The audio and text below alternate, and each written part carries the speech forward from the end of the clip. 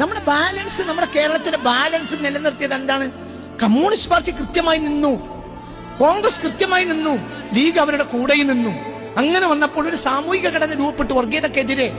അതേ സമയത്ത് എന്തെങ്കിലും ലൊട്ടിലൊടുക്കി ന്യായങ്ങൾ പറഞ്ഞ് നമ്മുടെ ഘടന മാറ്റിക്കഴിഞ്ഞാൽ ജമാഅത്തെ ഇസ്ലാമിയെ പോലെ ആകെ ചില്ലറ വോട്ടാ അവർക്കുള്ളത്. ഇത്ര അവരെ കൂടെ കൂട്ടുന്നത്. അങ്ങനെ കൂടെ കൂട്ടിക്കഴിഞ്ഞാൽ ആ കൂടെ കൂട്ടി വലിയ നഷ്ടം സംഭവിക്കും. നമ്മുടെ സാമൂഹിക ഘടന തകരും.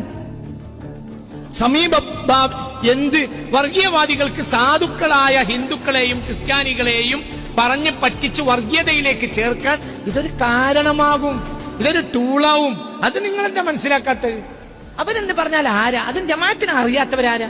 ജമാഅത്ത് ഇന്ത്യൻ സർക്കാരിനോട് സഹകരിക്കുന്നത് ഹറാമാണെന്ന് എഴുതി വെച്ച ജനതയാണ്.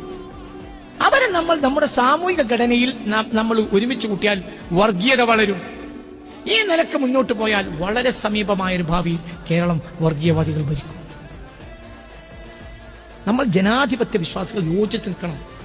അതിൽ മതമൊന്നുമില്ല. ക്രിസ്ത്യാനി, ഹിന്ദു, മുസ്ലിം എല്ലാവരും യോജിച്ച് നിൽക്കണം. എന്തുകൊണ്ട്? വർഗീയത വളരരുത്. വർഗീയത വളർന്നാൽ കേരളം വർഗീയത ഭരിക്കും.